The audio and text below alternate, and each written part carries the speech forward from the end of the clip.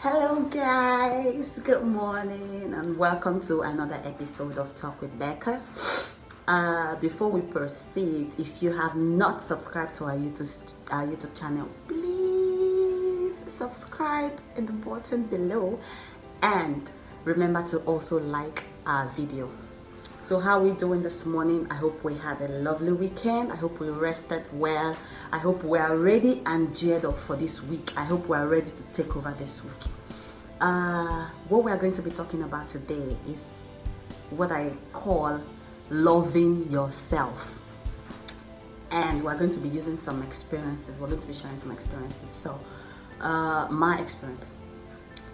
Before I accepted my identity as God's beloved, I was never enough.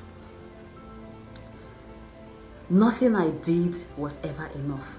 Nothing I accomplished was enough.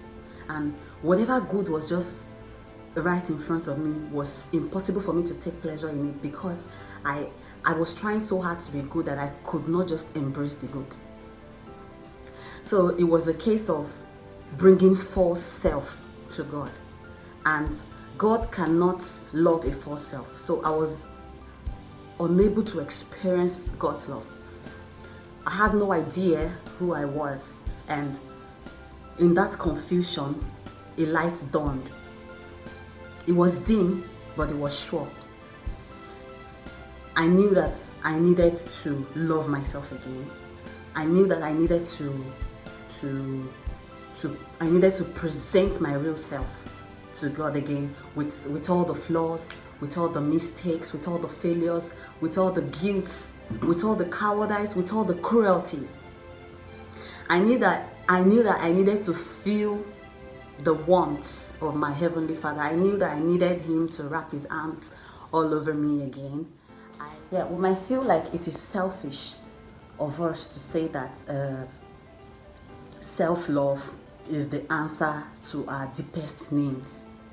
You might feel like it's just a positive psychology, hoo-ha, whatever, it.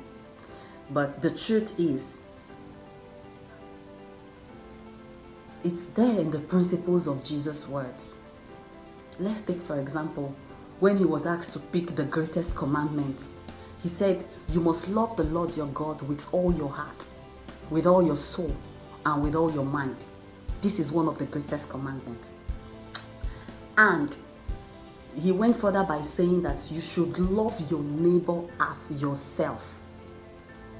Okay, now I'm not a Bible scholar, but I can't help but notice the word love yours as yourself. I can't help but notice that word, love your neighbor as yourself. Now the truth is, the more you love one, the more you are able to love the other. Why did I say that?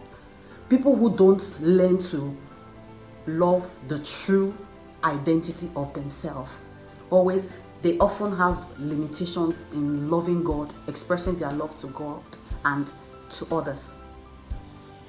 So now, my question is, what if the person you need to be kindest to is yourself? Have you thought about that?